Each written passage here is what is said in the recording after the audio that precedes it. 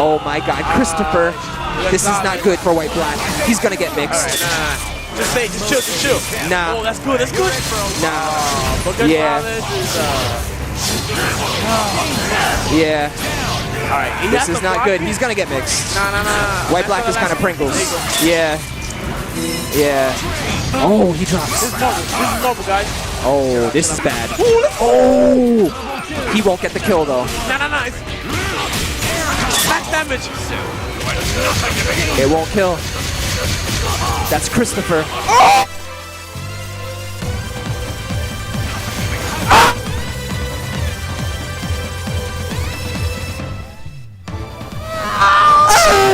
C'est un jeu qui m'a fait un peu tomber amoureux. J'ai toujours joué un peu aux jeux de combat quand j'étais petit. On a tous, en tout cas à mon époque, au moins touché un Street Fighter. Mais c'était pas vraiment ça. Et c'est Marvel vs Capcom 3 qui m'a lancé dans la FGC. Parce que le jeu, visuellement, il était dynamique. J'avais touché à MVC2, mais c'était juste du casual gaming. Et MVC3 m'a vraiment trop motivé à apprendre à appuyer correctement sur les boutons. Et de fil en aiguille, j'ai commencé à try la ranked. J'ai commencé à être parmi les meilleurs, voire le premier de la ranked pendant plusieurs mois d'affilée. Ça m'a permis de rencontrer des gens via le Xbox Live qui m'ont dit viens faire les tournois. Et voilà, les tournois en présentiel, on m'a dit fais les autres tournois en présentiel. Et bam, 2012, champion de la World Game Cup.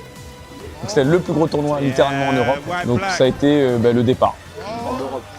Champion d'Europe, ça s'appelle World Game Cup. Donc c'est marqué champion du monde là. Non mais bien sûr, plutôt une sorte de champion d'Europe, on reste quand même assez humble. Mais ouais, il y avait une centaine d'inscrits, c'était un big event, il y avait Tokido qui était chaud quand même sur Marvel 3. Donc non, c'était pas une mince affaire que de finir premier à ce tournoi. He rep UK to the fullest. He took out Tokido. No doubt. He made it to top 2. C'est le tournoi que j'ai fait aux États-Unis sur UMVC 3 toujours. C'est une petite weekly, mais il y a genre plus de 300 $ à la clé qui repartent que pour le premier parce que là-bas c'est des fous furieux. Leur weekly ils envoient du 20, 30 $ l'inscription. C'est pas genre les 5 € où t'as rien à gagner, non, c'est tu mets ton bifton et tu repars avec un loyer, tu vois. Et les Américains mordus de UMVC 3, ils venaient chaque semaine pour essayer de foudroyer Flux ou NY Chris G qui était littéralement le meilleur joueur à cette époque en 2013-2014. Et moi j'arrive, je suis en vacances avec mon ex, on visite New York, j'y vais. Parce qu'on me dit vas-y, je me fais éteindre littéralement. Premier match, je me prends 3-0 contre le numéro 2 du tournoi. Je prends un perfect sur le dernier match, c'était catastrophique. Je fais une remontada loser side de baiser. Les gars commençaient à dire l'Europe est free, ils disaient en fait non, le mec est trop chaud. Mais littéralement ça, je m'en foutais, c'est juste en termes de sensation. J'enchaîne juste le meilleur joueur du monde à cette époque, Chris G. Je le fume 3-1. Je réaffronte mon adversaire en grande finale, je le fume 3-0. Et ensuite, on a une espèce de back-to-back 1-0, 1 partout, 2-1, 2 partout. Je le mets un perfect et je finis par l'emporter 3-2. C'est le tournoi sur lequel j'ai eu le moment de transe le plus long de ma vie. C'était littéralement un set entier où j'étais en transe. Donc ça, tu l'as pas dans la FGC aussi souvent que ça. Mais j'en ai plein d'anecdotes à donner comme ça. Je pourrais citer mes potes de la SCDV de Guyane. C'est une association qui m'a lancé littéralement à l'international puisqu'ils m'ont défrayé sur des événements. C'est eux qui m'ont envoyé sur mon premier Evo. Premier Evo en 2012, je fais top 25 sur plus de 1500 joueurs sur UMVC 3. Ils m'ont envoyé l'année suivante, j'ai fait top 32 sur pareil, plus de 1000 joueurs.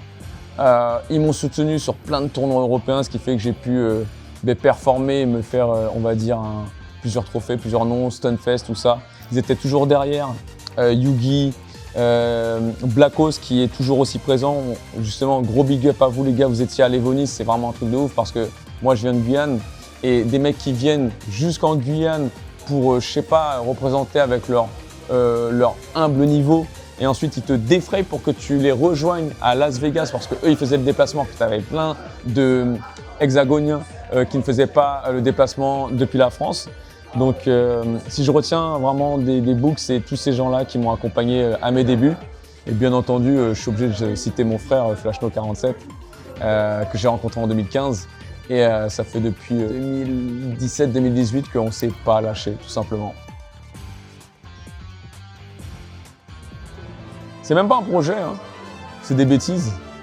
C'est littéralement des bêtises. C'est des bêtises de mecs qui ont envie de se faire kiffer. C'est moi qui m'amuse à dire aux gens leur vérité. À savoir que si tu veux performer, ben, tu n'as pas 36 000 solutions. Tu es obligé de faire des sacrifices. Parce qu'être un compétiteur, c'est pas faire ce que l'on veut, mais faire ce que l'on doit. Et si faire que ce que l'on doit, c'est aussi faire ce que l'on veut, c'est plus simple. Donc j'essaie de mettre un peu des terminologies sur des concepts que j'avais, à savoir le no soul. Tu vends ton âme, tu joues méta, tu joues autour de la méta, tu construis avec la méta. Et la plupart des grands champions, ben, ils jouent autour de la méta. Il y en a quelques rares qu'on pourra retenir, mais même ceux-là, ils ont à un moment donné surfé sur la méta. Et mon pote Nono qui est en mode, lui, c'est au contraire, c'est le comportement, c'est sa voix, il trouve un perso, il le kiffe, qu'il soit pété ou pas, il reste un maximum de temps dessus. Il avait souvent ce genre de personnage avec une aura comme Piccolo, tu vois. Donc tu sais que même si c'est pas le perso le plus fumé, ben, il est vachement charismatique. Et de fil en aiguille, on a fait beaucoup d'événements où on s'est suivis mutuellement, on a fait des déplacements ensemble, on s'est suivis, on s'est soutenus. Et pendant le Covid, des événements qui sont super difficiles à la sortie de Covid. Moi, j'ai connu des moments pas évidents. Et le premier gros event qu'il organise sur la scène Guilty Gear, le Sparkling Big Break, ben, je le remporte. Je continue de hard try, je me qualifie aux phases finales en 2021 du Pro Tour officiel en Europe. Et Covid, donc impossibilité d'aller en présentiel. Lui, il voulait m'accompagner, tu vois, pour me coacher. Et comme ça tombé la semaine de mon anniversaire, il voulait m'offrir le t-shirt du NSXC, qui était que pour lui et pour moi. En mode, t'inquiète mon ref, je suis là, tu vois. Et ça s'est fait des mois après, il m'a montré le concept, parce qu'on a fait un autre event en Hollande que j'ai remporté. Il me montre le t-shirt, littéralement, il me montre le design, et je lui dis, il faut le vendre. Il faut permettre aux gens d'acheter le t-shirt. Tout le monde va vouloir acheter, ce qui était plutôt vrai. Mais il me dit, t'es sûr? Je dis, ouais, je suis sûr. Il me dit, ok, mais on garde le noir. C'est pour ça que le t-shirt noir, il n'y a que lui et moi qui l'ont. Et il n'a jamais dérogé à cette règle. Je lui dis, bah, allez, on envoie un noir, allez, on leur donne, tu vois, ce petit cadeau. Il m'a dit, non, c'est toi et moi le NSXC, à la base, on ne peut pas leur donner ça, c'est à nous. Et moi, j'étais en mode, je m'en bats les couilles. Je suis de no soul, tu vois. Je vais faire plaisir à tout le monde. Mais mon frère, il avait raison. Donc c'était juste ça, un big délire. Et quand il a vu qu'on a eu un gros soutien de la commu, bah, il s'est dit on est obligé d'en faire quelque chose. On a défrayé des gens sur des tournois, on a été vice-champion en 2022 sur DBFZ, puisqu'on a vraiment coaché, défrayé Wade à cette époque. On l'a soutenu, on l'a accompagné, on l'a coaché en présentiel, c'était des expériences de fou. On l'a fait avec plusieurs joueurs, moi je l'ai fait personnellement avec d'autres joueurs, donc c'était vraiment qu'est-ce qu'on peut faire avec nos moyens dans la commu, c'est un peu ça le NSXC. Et si il y a des gens qui sont intéressés par ça, bah, ils nous rejoignent et il n'y a pas de comment on rentre au NSXC, c'est tu as envie de rejoindre des gens qui sont motivés, et ben, voilà, la porte est ouverte. C'est quoi les initiales de NSXC? No soul, comportement. Et le X, ben, c'est la liaison entre les deux. Le Pro Tour des BFZ en 2022, puisque ça a été le premier tournoi, on a défrayé un joueur pour essayer de l'emporter. C'est Wade, il n'était même pas qualifié, alors qu'il était toujours dans le top 3, top 4 souvent. Mais malheureusement au point, il passait après d'autres Français. Il fait toute la remontada depuis le LCQ, donc le Last Chance Qualifier qui avait lieu à Vegas, donc c'est-à-dire qu'on part à Vegas avec lui. Il détruit tout le monde. Il est dans une poule de baisers, là où justement tu avais des gars comme Zayn, face auquel il avait pu perdre à l'UEFA notamment. Il tue tout le monde. Il est à rien de battre Fenriti sur la grande finale. Il perd de mémoire 3-2 après le reset, 3-0. Enfin, des matchs de fou. On avait préparé les matchs la veille justement sur le top 8. Et cette préparation qu'on a mis en œuvre, même si tu vois, coacher un joueur plus fort que toi, c'est pas chercher à être meilleur que lui. C'est chercher à voir ce qu'éventuellement il aurait besoin d'entendre à l'instant précis. C'est aussi analyser, c'est aussi concevoir différemment un certain nombre de prises de décision, prendre du recul, parce que nous, justement, on peut regarder l'action et pas simplement être dans l'action. Trouver les mots justes pendant les temps morts, c'est tout ça, tu vois. Et on l'a mis en œuvre, on l'a soutenu, il a fait un truc de fou. Et bien entendu, c'est sa performance, nous on a juste été la main sur laquelle il pouvait s'appuyer quand il en avait besoin ou juste quand nous on pouvait lui apporter quelque chose. Résultat, c'était un vice-champion de fou. Il était à une interaction peut-être de l'emporter. Donc je pense que c'est, entre guillemets, le truc qui a fait se dire à Nono, on va pas s'arrêter là, quoi. Bah, Nono, c'est un mec qui fait des projets, il est chef de projet dans la vraie vie. Donc il avait l'habitude de gérer des trucs stressants. Et c'est un mec qui a envie de faire des trucs stressants et faire des trucs qui le font kiffer. Je sais pas pourquoi, faire des événements ça le fait kiffer. Donc il en a fait avec Yuzu Gaming, sa première association. Et avec le NSXC est venue cette envie de faire un truc à lui. Il a eu justement cette occasion via le Copster Hotel de faire l'événement ici. Et c'est comme ça que s'est créé le mindset. Tu vois, il y avait la PFL avant ça, qui emmenait justement des joueurs au Combo Breaker, une sorte de ligue où on récompense ceux qui sont fidèles à la PFL puisqu'ils payent l'inscription. Et on essaie ensuite de les défrayer, de faire un petit groupe. Donc la community qui est encore une fois vachement présente au mindset, ça s'est vu sur la tombola. Et littéralement, c'était un petit peu pour récompenser l'investissement des gens et le concrétiser dans un événement qui allait nous ressembler. Tout simplement. On commençait à avoir des vidéastes, des commentateurs, des TO, des bénévoles, des compétiteurs. On avait littéralement des Avengers de la passion de la FGC qui se rassemblaient autour de nous. Nous pouvions faire quelque chose. Comme ça que s'est créé le Mindset 2024. Alors qu'on a fait, je crois de mémoire, en 3-4 mois, le fait de se dire « allez, on y va ». C'était littéralement beaucoup trop tard. Et pourtant, on a ramené 250 personnes. Et c'est de là que c'est dit à Nono, bon, on a fait une première édition, il y a moyen d'en faire une deuxième, on est à 400 inscrits. Pas évident, mais écoute, on s'est bien amusé. J'ai toujours un petit peu coaché les gens, en vrai. Sauf que moi, mon métier, c'est d'être professeur et pas d'être un coach. Même si, en tant que professeur, avec la pédagogie, on doit être bienveillant, on doit quand même motiver les gens. Mais j'aime pas trop les prendre par la main, tu vois. Mes premières expériences dans le coaching, c'était tout simplement de partager ma vision du jeu de combat. Mon cursus en tant que professeur m'amenait la possibilité d'expliquer les concepts qui étaient inhérents à la FGC. Donc ça, j'ai été l'un des premiers à le faire. Je m'étais rendu compte qu'il n'y avait pas forcément beaucoup de gens qui avaient envie d'expliquer pendant 3 heures, 4 heures de contenu, c'est quoi, je sais pas quoi, un MITI par exemple. Et moi, comme je suis un connard, je vais pas faire un court contenu et je vais te réexpliquer c'est quoi un MITI dans toutes les interactions possibles. Donc j'ai commencé à faire ça.